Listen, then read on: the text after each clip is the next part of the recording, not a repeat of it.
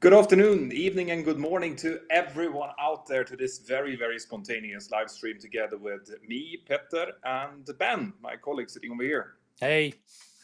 To those of you joining, we are doing this live stream because of the shutdown of Heathrow Airport in London, the UK. I woke up this morning at around 7 and I was immediately contacted by media from Sweden and from other parts of the world asking what I thought about this failure. I hadn't heard nothing about it. Apparently it happened very early in the morning, UK time. And it is, of course, coming with some very, very severe effects to not only the air traffic around the UK, but all over the globe. And that's what we're going to be talking about in this live stream today.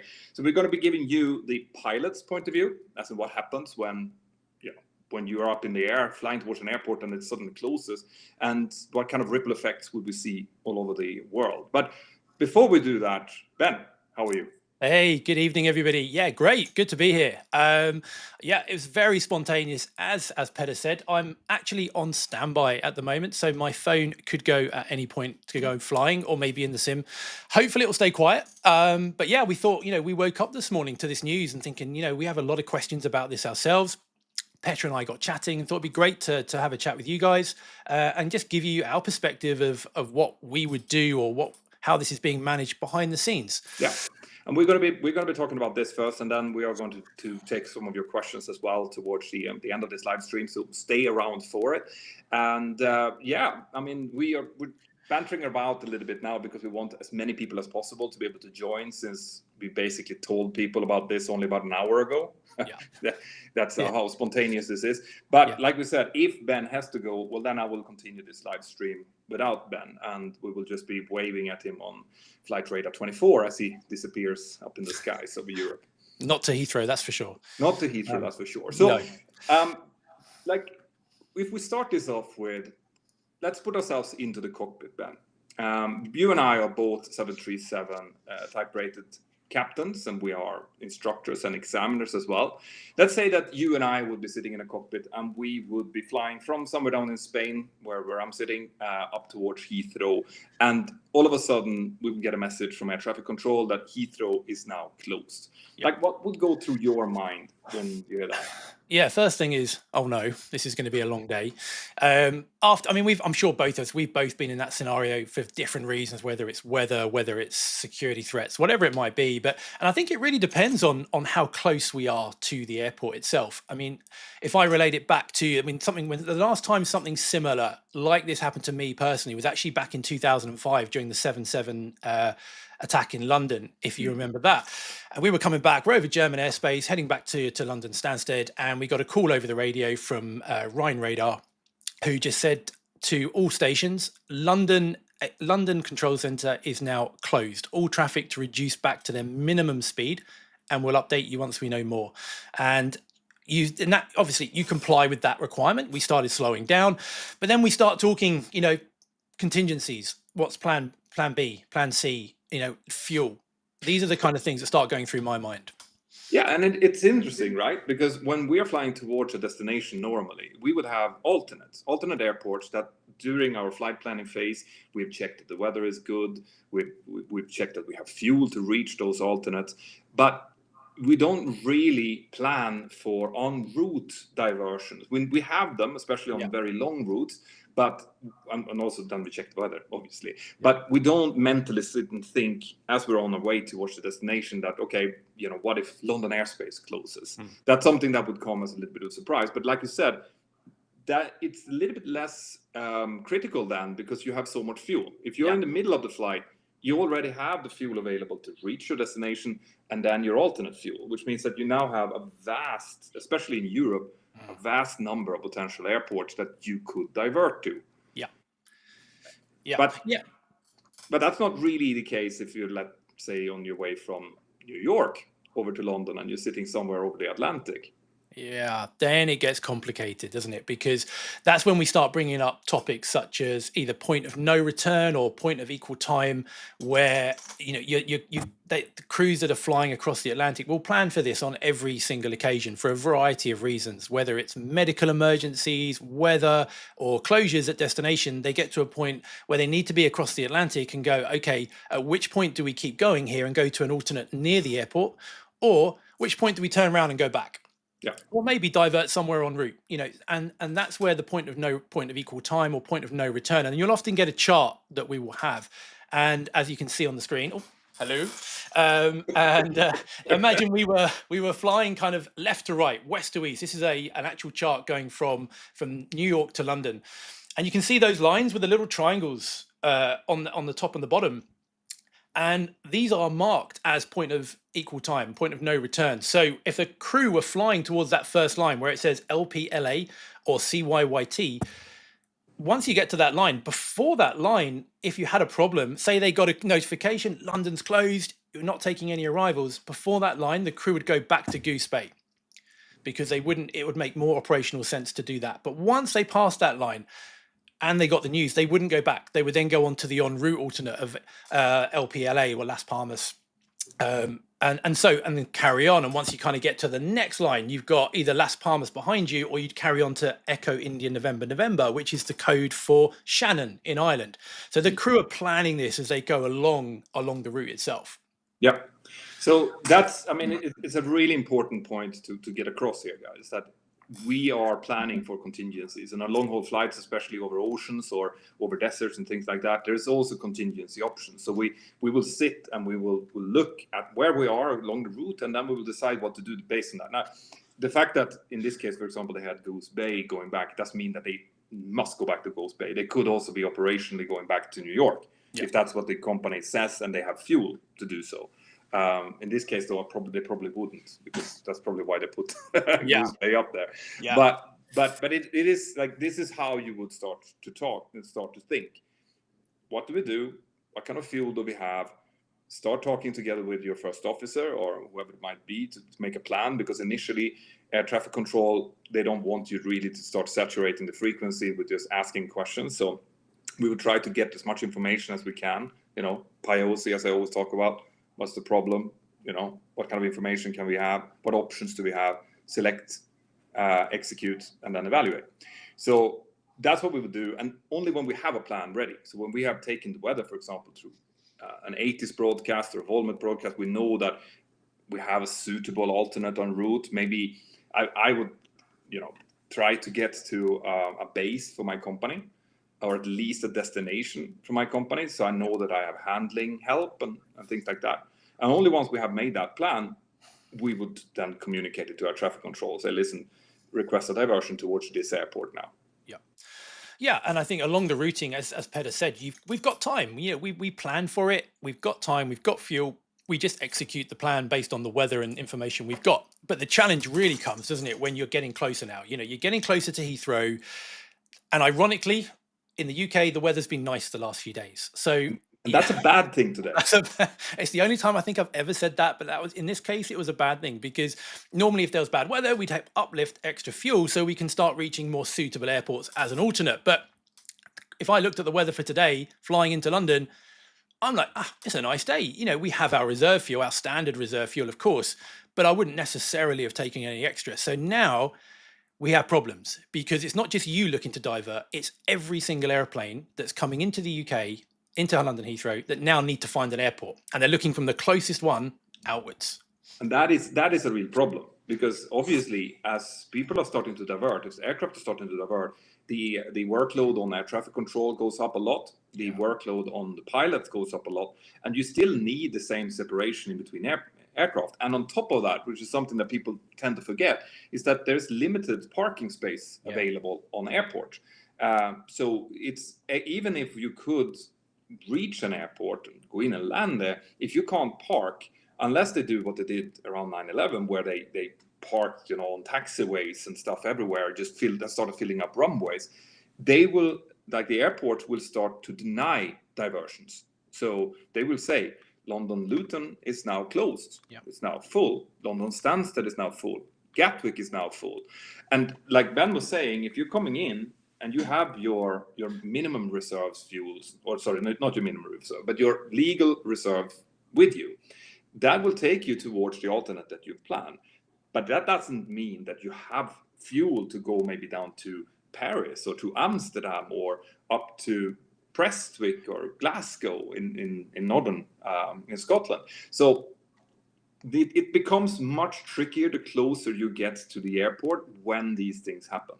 Yeah. So maybe you want to say something about when we declare minimum fuel.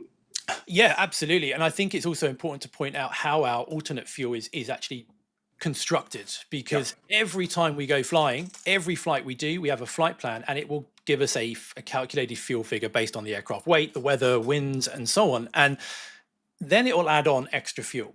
So it will add on enough fuel ultimately to fly the approach, and obviously from that point to go around and then to route along the standard routing to our designated flight plan alternate. There'll be enough fuel to do that. There's also enough fuel to hold for 30 minutes, generally at 1,500 feet. We call that our final reserve fuel. That's the last bit of fuel in the tank that we never really want to touch. If we're touching that, it's a really bad day. And so what that means is, and what a lot of new pilots, when we're training them, may not understand, is that when you're talking about how much fuel do we have to hold when we're planning our arrival, they'll go, oh, maybe 10, 15 minutes. But when you actually look at it, you don't. You have enough fuel to literally go around and start routing towards your alternate, because if you don't and you start holding first, you're now eating into that fuel that you would need to get to your alternate, which now means you need to go dip into that last final reserve fuel to enable you to land there. So we want to take a bit more than that ideally, but that's the scenario a lot of crews would have faced today. Now, from that minimum fuel point of view that Petter just spoke about, that's an actual call that we would make, and it's internationally recognized call that alerts air traffic to the fact that we are now in a fuel critical state. And what it means is we are now in a position where we are committed to a particular airport. Maybe that's an alternate, or maybe it's your destination. And any change to the clearance that they've been given may result in them landing with less than that last final reserve fuel, that last 30 minutes of fuel. You're not necessarily going to get priority at that point, but what it will do is alert air traffic and maybe enable them to prioritize flights. But if you realize you're going to dip into that final reserve fuel, then we get the last line of defense is Mayday. Yeah. And what does that do for us, Petter? What does that open up? You see, that Mayday is kind of a magic word in aviation. If you call Mayday, it opens up everything. And when I say everything, it means military airport, for example. And also, in this case, Heathrow, which I think is something that's worth remembering here, that a lot of people have been asking, so what about backup generators? How come that a fire in a transistor station away from the airport can shut down one of the biggest airports in the world? And the fact is that air traffic control worked, the instrument landing systems, the navigates that guides in towards the airport, the runway lights, approach lights, all of that worked because that's fed off the emergency generators, right?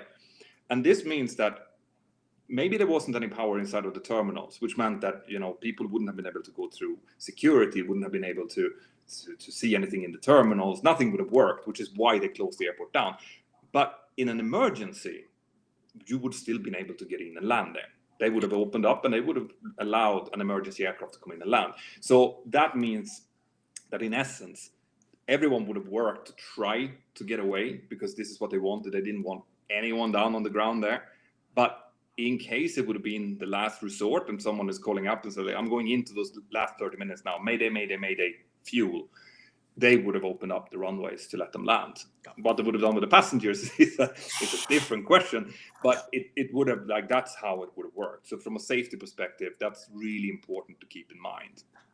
Yeah. And that last line of defense, that Mayday call is there so that we're never going to have airplanes just dropping out of the sky because they've run out of fuel. And everything's on the table now, closed runways, anything that you need, you get on the ground. And I know a lot of people, myself included initially, were like, well, how come the backup system didn't kick in? Surely they shouldn't have everything in the same place. But the reality is the backup system did work. They've got on-site generators, diesel generators that powered exactly what Petter said, everything it should have done, the bare necessities to enable aircraft to land safely while this was happening.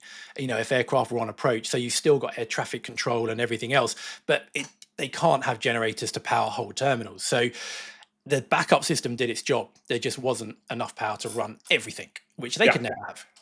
And this is like, this brings us down to the next kind of interesting thing to talk about. And that is, we see all, like if you go out to CNN, BBC, anywhere, this is the headline news all over the world. Yeah. And what they're saying is that this is going to affect 145,000 passengers. It's going to take days and days to clear up, even though I don't know if we know that yet, but I think that they might get the airport up and running by midnight tonight, or that's what they're planning for anyway.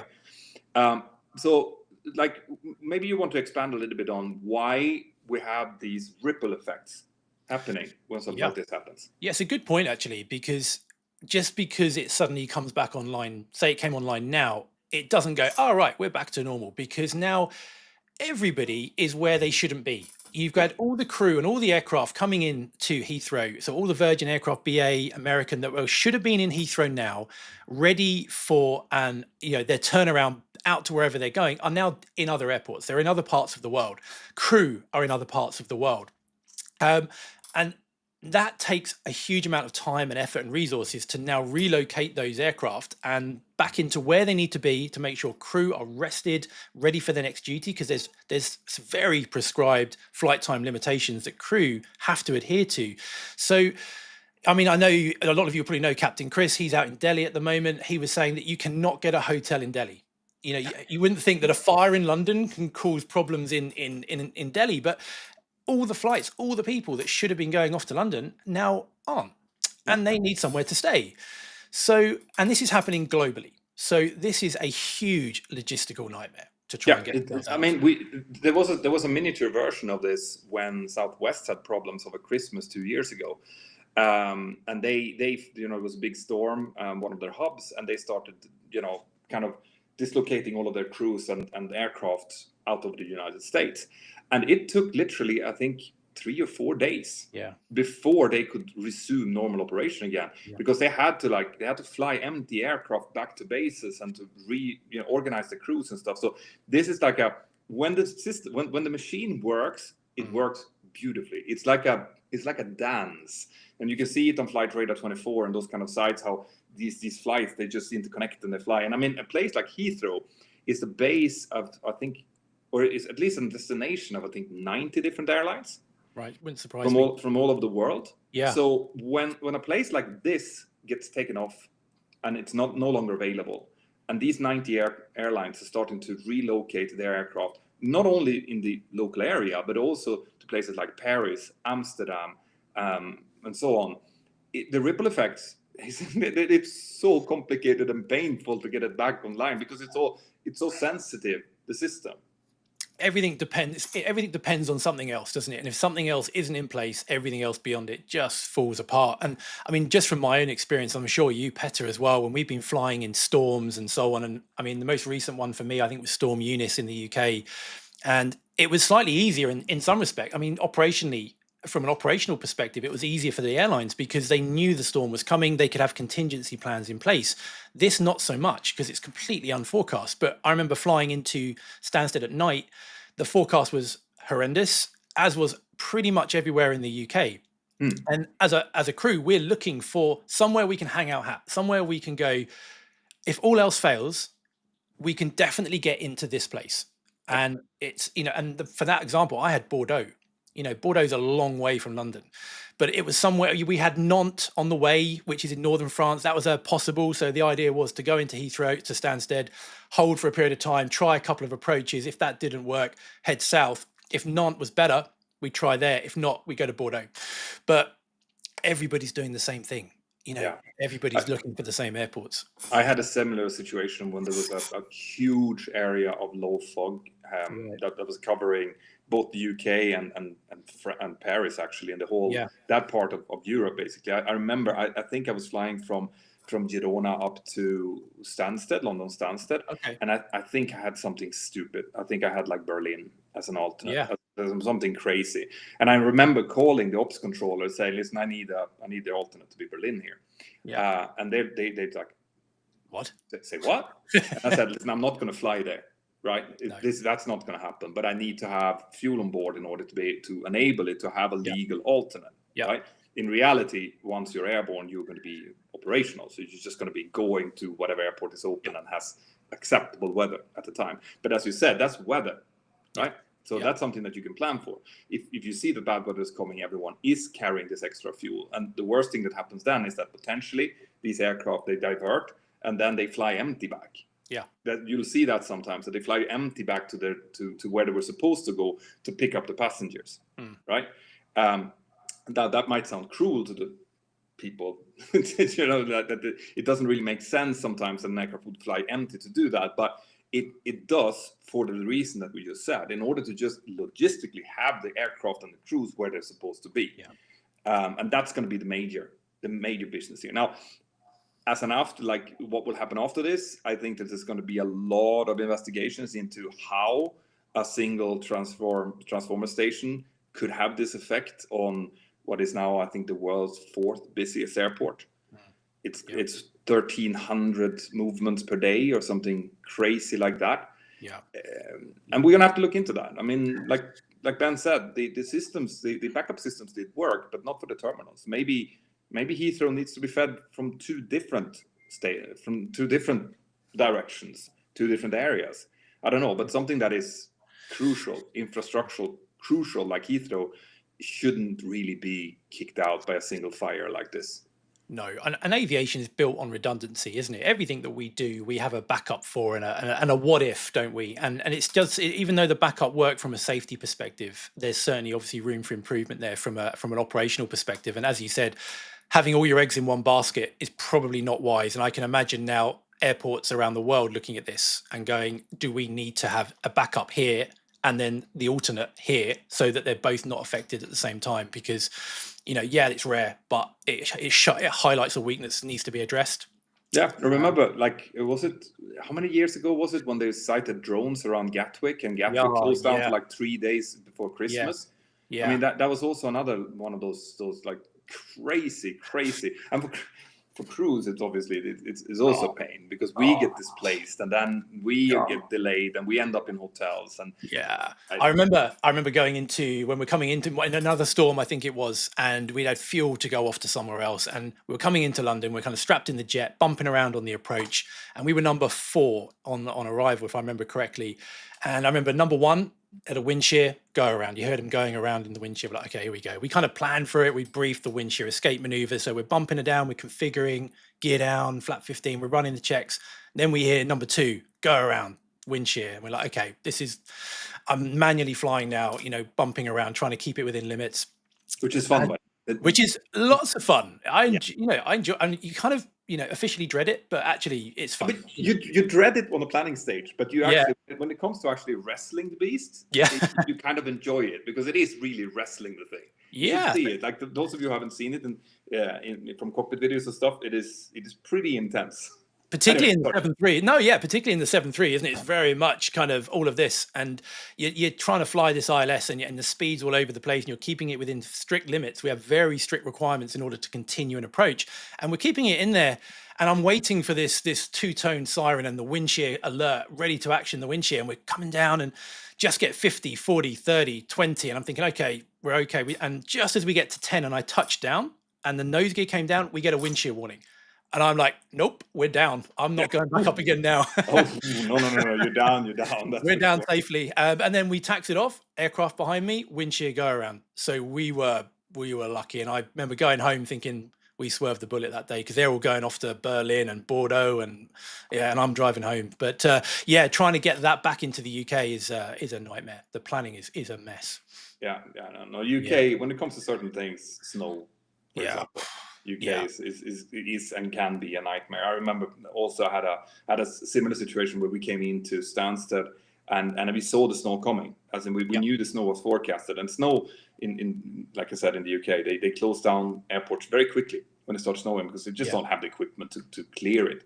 So we came in and we could see on the weather radar how that green area started coming in on the left side, and we just landed and taxied in. And I think we were the last ones after that. It started snowing and they closed it down. And I remember going home, switching on the TV and just seeing how the travel chaos started kind of like moving. And the funny thing then was that we came back the day after to fly, and it stopped snowing then. And then they had actually found some dude that obviously could clear snow. The problem was though that he hadn't thought everything through. So they had cleared the snow. So all of these aircraft was parked at the gate, like in the morning to go, and they had cleared all of the snow from the apron. The apron was beautiful. There was no snow on it. The problem was that they had plowed all of the snow up against the back of the aircraft. Okay. So all of there was like a meter high snow wall behind all of the aircraft, so no one could get out. Oh, it was the funniest thing. But you live to learn, I guess. Yeah, they live and learn, and And you mentioned about coming back empty. That's something that we do when these disruptions. And a lot of crew will be called off standby today to potentially position out, get an aircraft. This is why I'm so surprised that you are. I know. I'm kind of keep checking it. I'm kind of paranoid. I'm not missing a call here, but so far it stayed quiet. But and I mean, coming back into the UK, empty is fine when the weather's good, but airplanes surprisingly don't handle very nicely when they're empty, do they? They're a bit of a pig to fly when they're empty. They don't like it. They're not built for it. I mean, that's the thing. But I don't think people understand that. These aircraft are not built to be empty. They're built to have 200 passengers on board. And if 200 passengers are not on board, they're weird. They don't handle it. It is weird. Good. It is weird. Particularly when it's really, really windy. It feels horrible. You feel like it feels horrible. You haven't got any inertia because the 7.3 is max takeoff weight 80 odd tons. Empty, it's 42 tons. Yeah, so it's you can carry another 7.3 on top of it, but effectively. But not pleasant, but not something these crews will have to worry about. No, I wouldn't think so. Anyway, I don't know. Is there we've talked about it from a pilot perspective, a little bit from air traffic control. Neither you and I have much experience from the air traffic control point of view, except for us interacting with them. I'm going to guess that this was probably, as it happened, it was very, very intense. Yeah. But as the day progresses from an air traffic control point of view, it's just a new reality, and they have adapted to it by now. Yeah. So it's going to start becoming interesting again when they open up, and all of these on schedule flights are starting to come in more or less at once. Yeah. Because that's another thing. They won't be able to do that because it's been such a long stop. The flights that are diverted are so many that you can't take all of them in at once. So you're going to have slots on the aircraft that are coming into Heathrow even after this. Yeah. Which is the next thing. But this is where air traffic control shines. They know how to do this. They know how to plan to get an even flow of aircraft in. And I mean, I'm thinking there's probably a lot of people in around the New York area that is going to be waiting. I think they have 36 flights per day from JFK. Yeah, I'm sure the hotels are rubbing their hands. You won't get a room anywhere, would you, within probably 50 miles of New York or Dubai or somewhere like that? And it's also the ongoing knock-on effect, because it's going to take a week or so, no doubt, for this to recover, because it's not only getting everybody back in. You've got to stagger the flights that should be going out that day as well. Sure. And the next day, and they're not going to go as normal until it wouldn't surprise me. We're looking at another best part of a week until this gets back to normal. Yeah, and millions and hundreds of millions of euros and pounds that have gone to waste. Yeah, that will just disappear. I'm not sure how the EU laws are around compensating passengers in this case as well. That would be interesting to see. Yeah, I don't know, because that's unfair on the airlines if it is down to the airline. But this is one of the things where the airline business is unique. Like if a train would not work because one of the stations are closed or because something wrong with the tracks, I don't like they might be able to. They might have to pay the money back for the tickets and stuff. But in the airline industry, if you have more than, I think, 3 hours delay or is it 4 hours, you have to actually pay out a set sum of money to each passenger, and that sum might well be much higher than the actual ticket price was, especially if you fly with a low fare carrier. So you pay 35 euros for your ticket and you get 200 euros back because you had a 3 hour delay, and it's going to be interesting to see now if this will be subject to that. Yeah. And the other maybe unforeseen or unknown issue that this presents for airlines is that a lot of crews position in to either operate flights or for their recurrent training. And if there's a lot of crew that was scheduled to come in to train or to redo their license, as we do every 6 months or so, they're not going to be there. So that means that if they can't get their simulator done because they can't fly in, their license expires, which now means they can't operate the flight they should have done a couple of days later. There's all of these other little operational issues that are going to come into play here. Yeah, yeah. Now for a day, hopefully not, but it could definitely have it for some people. Yeah, for Yeah. sure. Yeah, But can you think of anything else? I mean, I know that there was loads of questions. Like I said, I was contacted by Swedish radio this morning, yeah, basically when I woke up. Oh, what's going to happen in the world when this happens? And yeah. like we said, it's going to be expensive. It's going to be chaos. I feel bad for the passengers that are involved from a safety perspective, except for the first few minutes after this disclosure happened. I don't think that it would have been much to think about. No, It's just those, like, when you have that sudden congestion that you could end up with aircraft, with fuel problems. But I haven't heard of anything happening. no, So I no, don't think that happened. So no. from a pure safety perspective, I don't think that this was much to talk about. It's just And operational.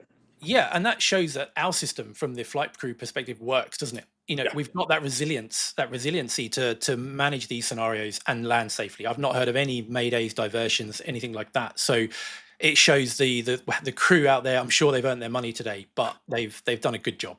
That's the thing, and it's also something that I wanted to point at a little bit more, actually, because this, like, when we call Mayday fuel, it often becomes blown up in newspapers and media as a huge thing.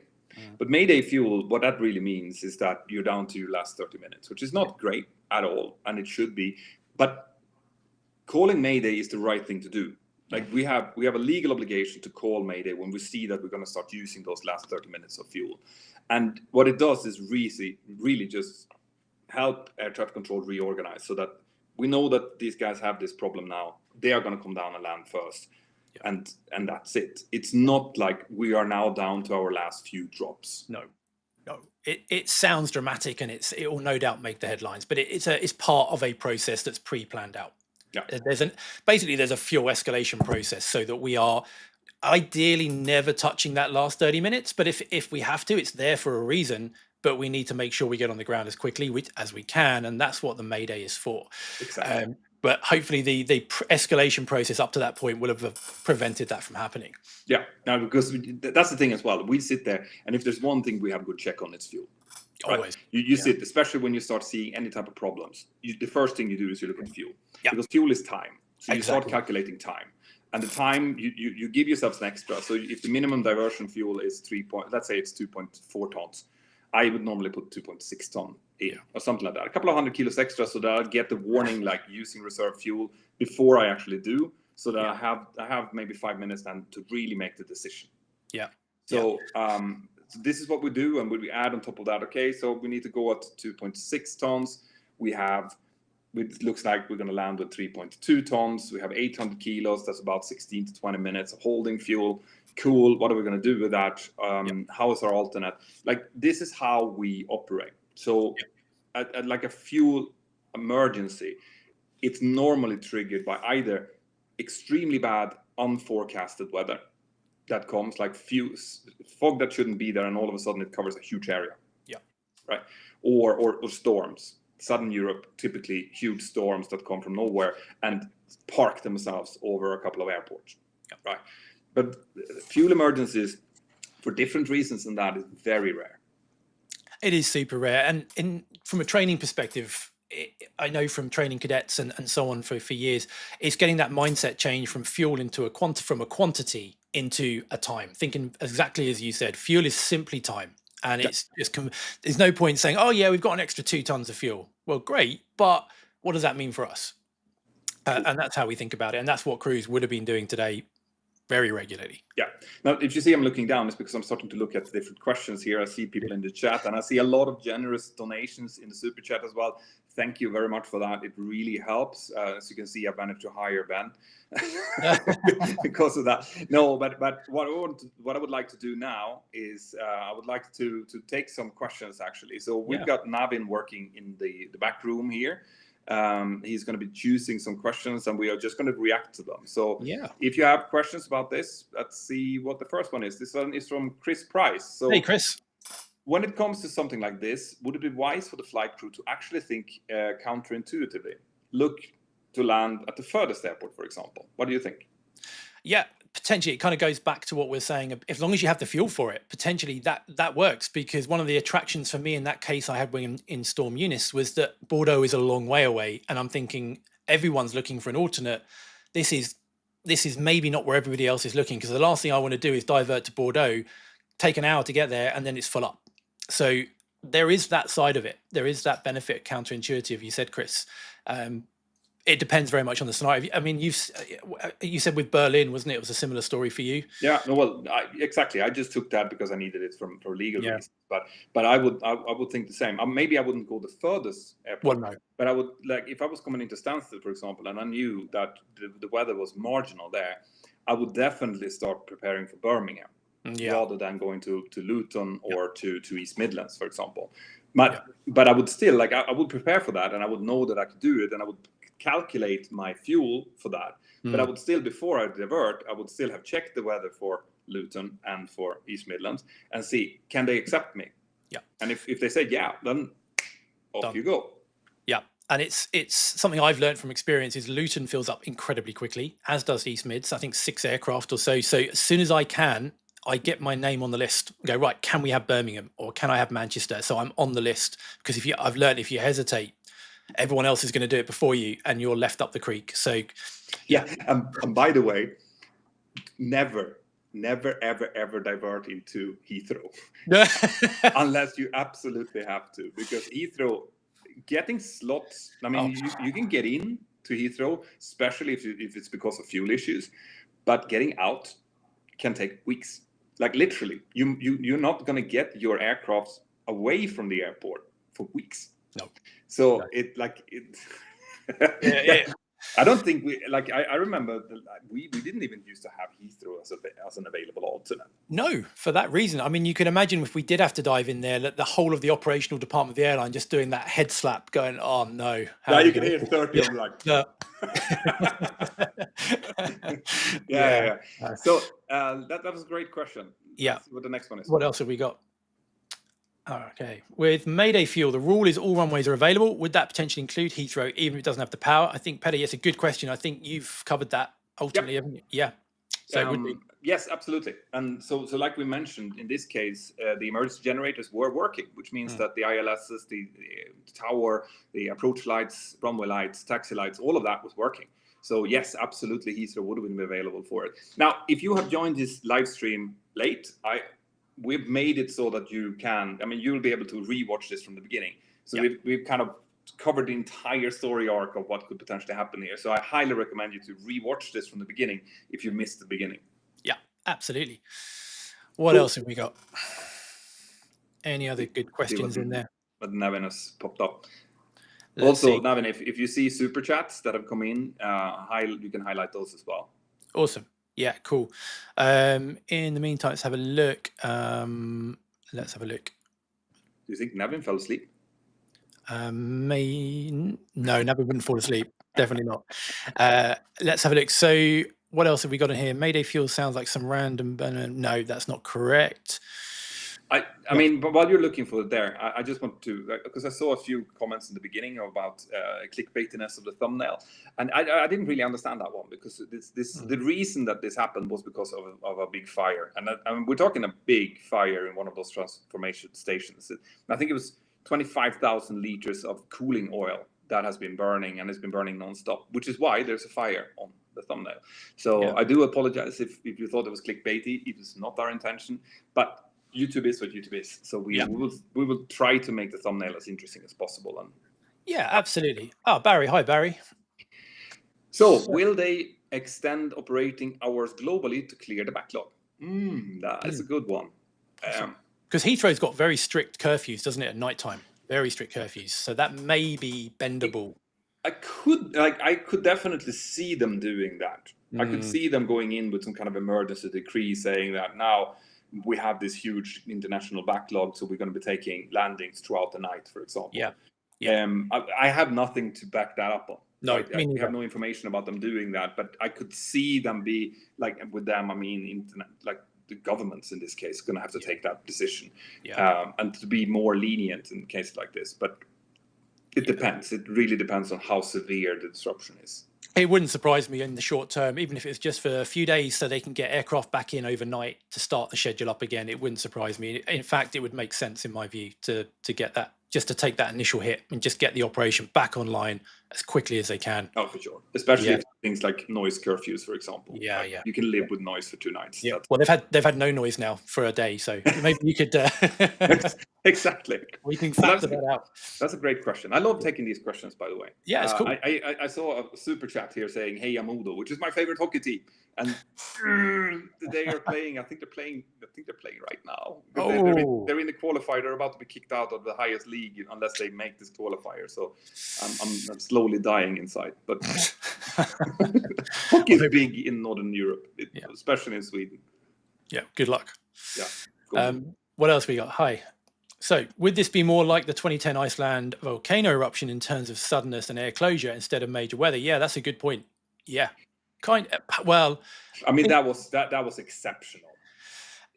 That was like Heathrow in every country in Europe, wasn't it? That was happening to everything. Yeah, and in some ways that can be better because then no one is moving, so there's no displacement really. It's just kind of frozen in position and can be restarted again. Now, obviously, they did close the airspace there as well, so you had diversions as they closed the airspace. Yeah. So it was bad. But I remember, I mean, that was crazy. We've lived through some crazy stuff, haven't we? Haven't we? I know. It was bonkers. I won the lottery and was not flying on that day, so I was home. But I had a colleague on my base whose wife was 9 months pregnant and was due, and he got stuck in Malaga, I think, and we were in Stockholm, other side of Europe, and so he flew down. And then they closed the airspace. Like, okay, volcanic ash, undetermined. We don't know if this is going to take a day, a week, a month, a year. We don't know, right? So he just he rented a car and drove home. He drove home. It took him like 3 days, but he had to drive. Like, it is craziness. I know. I remember, and there was a Royal Navy ship that went down because quite a few crew got stranded down in the Canary Islands, and there was no way out. And the Royal Navy, the UK Navy, put some ships down there to get the UK Brits back to Britain. And I know there were some crews that hung around to get on the ship, and they sailed back on like a Royal Navy frigate. I mean, that's pretty unprecedented. That's pretty cool. I mean, cool. This is where, how sometimes to say, like, the only time, the time where you get to show what type of a captain you are is when things go bad, right? Because on a daily basis, as a captain, you do your job. It's very similar to what a first officer does, and everyone in the crew knows what to do, and it just kind of runs along like a self-playing piano. But when things go wrong, like in these kind of situations, that's where you are going to need to show command capability and take initiatives and listen to your crew and make sure that everyone feels included and give information to your passengers. And it's the same with countries, isn't it? Yeah. It's when things like this happens that whoever is running the country really gets to show what they're made out of. Yeah. And you need a leader, don't you? As a captain or in a country, somebody, you can't just be hiding behind the flight deck door or behind number 10 door. You need to be out there and giving information, because I think people get angry when you don't know. That's the thing. I mean, one of the first things that I learned as a captain was that even no information, as long as it's verbalized, is information. Yeah. So when I had because we had this like, when France's air traffic controllers decide when the weather starts being good in the spring and they decide to go on strike, then we have these huge slots, or at least we used to have these huge slot times. It could be like 5-hour slot times. Yeah. And I remember sitting, because what happens then is that you tend to board the passengers anyway, because you put a ready message in, and sometimes there is a slot opening up in the airspace, because they don't close down the whole airspace. And you can get up, right? So you don't want to get that slot and then all of a sudden have to board the passengers and miss the slot. So we would board the passengers, put a ready message in, and then the wait would start. And I remember then that you sit there, and about every 15 minutes, I would go out and say, ladies and gentlemen, this is from the flight deck, just to inform you that we are still in contact with the air traffic controllers. We're trying to get you out as quickly as we can. But at the moment, the slot that we have, which is in 3 hours from now, still stands. But believe me and my crew are doing everything we can to try to get you out of here as quickly as possible. And that would keep people happy.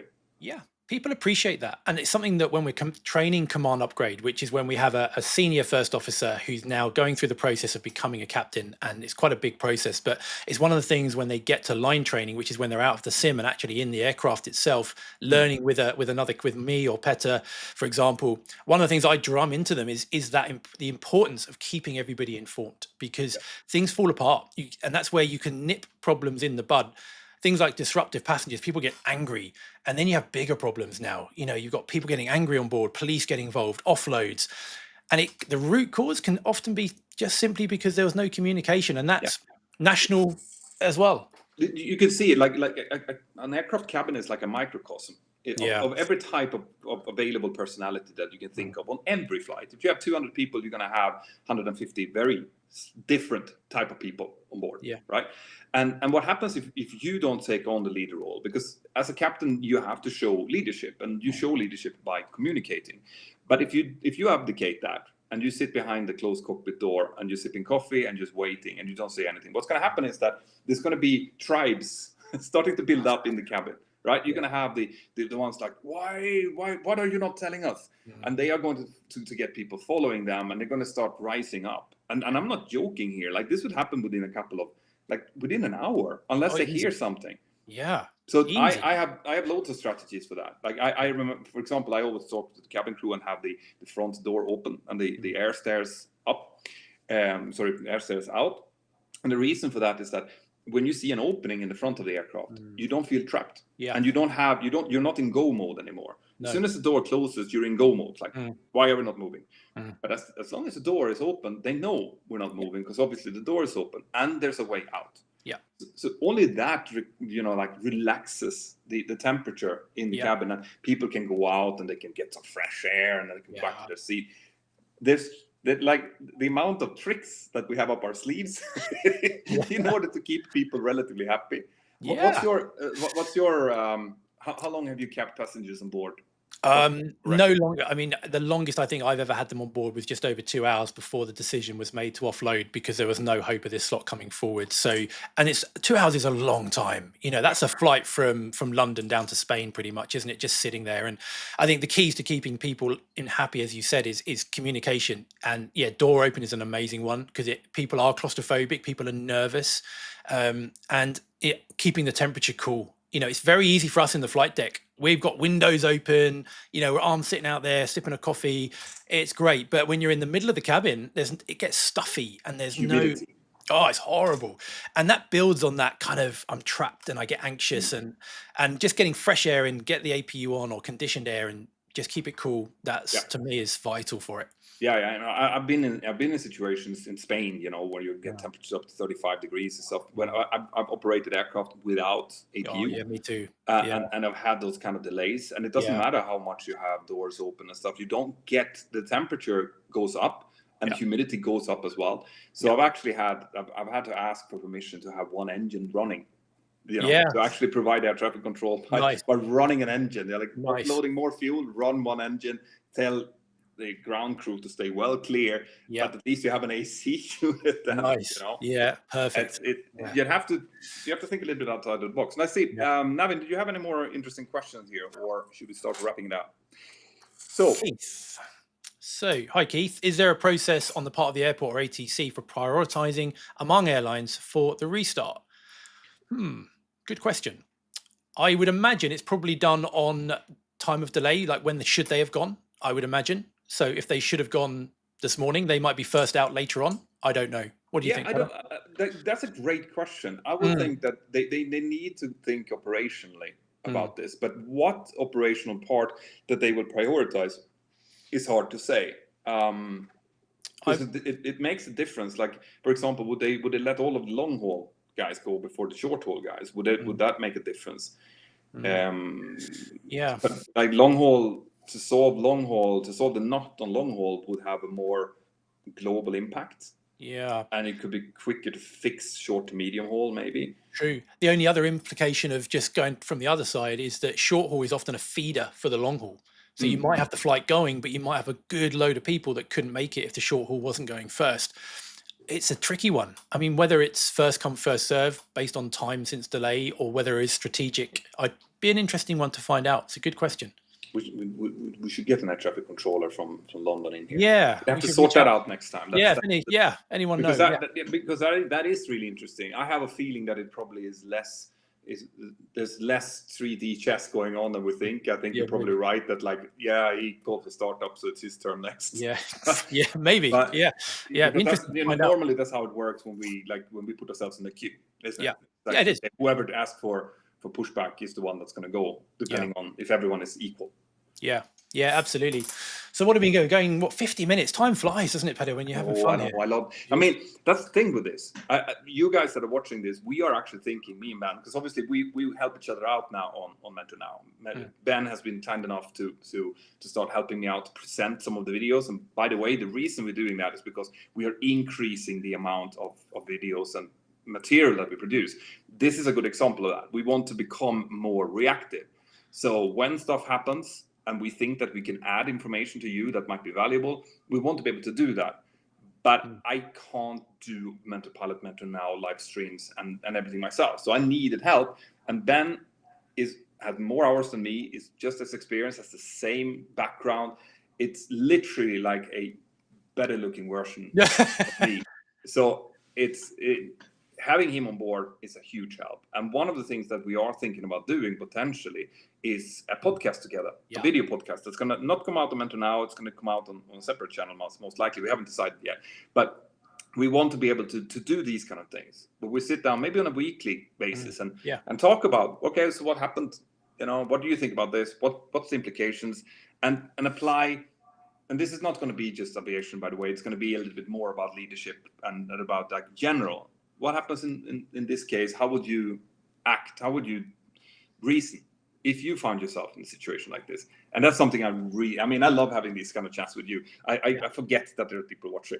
Yeah, me too. It's awesome. And a massive shout out to all of the Mentor family, because the positivity and very kind comments, very, very grateful. It's awesome to be here. And looking forward to doing more. He's learning.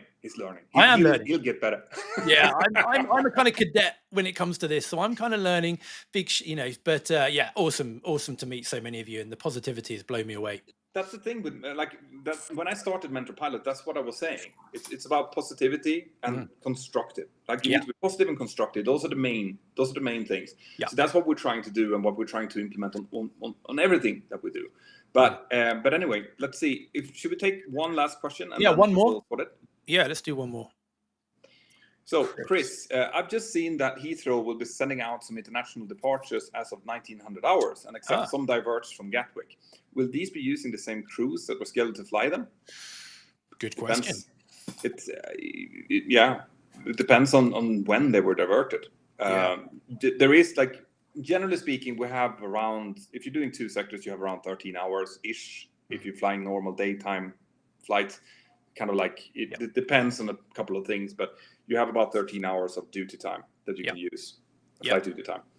And you can actually, under certain circumstances, extend that if you get access to a hotel and rest to do split duty, which means you can extend a little bit. So there is a possibility that some of the same crews could operate.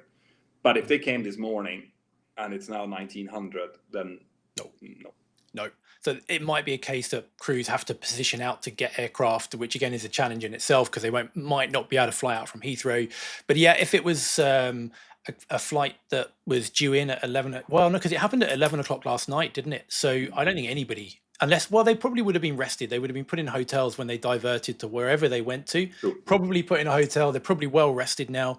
So I would imagine they're starting to think about how can they get them in. But basically from a rest perspective, we have what's called a minimum rest requirement. And it's normally 12 hours minimum rest, or however long your previous duty was, if it was a bit longer. So that's generally what the crews will be having to have. But that could be shortened down in these kind of circumstances to 10 or something. Yes, if you're out of base, there's a few other little caveats there. But it will be the operations department are going to be working hard. There will be a lot of pilots flipping through the flight time limitation chapter in the FCOM in the manuals to see it. Anyway, with that, I would like to just say that if you guys like this kind of discussions, by the way, like I said, we are thinking about doing a podcast that you hopefully will love. But we have created this this virtual 737 course that you might have seen. We did some live streams around it. There's a QR code up here if you're interested in it, where me and Ben sit and we have these discussions about how to fly the Boeing 737, right? How it's being set up, why we do things a certain way, how it's done. And it was intended for people who have their own flight simulators at home and wants to do it a bit more professionally and the way that things are done in real life. But it's also equally interesting for people who are just interested in how things work. Yeah. Like how what do pilots do and why do they do it? Yeah. Why does it sound like that? Yeah. So if you're interested in that, you should definitely go and check it out. Yeah. And I think we've instituted a discount. Just we do, today, right? Yeah, just for this, discount. So we've got about £30 off just for this particular live stream. So if anyone wants to come across and learn more about how we fly the airplane and learn all the little tips and tricks, then now's a good time to get it. Absolutely, go and check it out. In any case, I've loved doing this. If anything happens that's major, let me know either through Discord. We have a fantastic Discord community, or send a message over obviously YouTube. We are both on Instagram. Yeah. Ben under Airline Pilot Performance, me under Mentour Pilot, as expected, and we will try to pick it up. So when anything happens, we might do another live stream of these. Yeah. This was very spontaneous. It was. My phone has stayed quiet, which is surprising. Awesome. But without further ado, thank you very much for watching. Like I said, if you missed the beginning, you can go back and re-watch it. And I hope you've enjoyed it. Yeah. Awesome. Absolutely. It's been an absolute pleasure. Have a great night, everyone. And we'll see you next time. Bye-bye. Cheers. Ciao.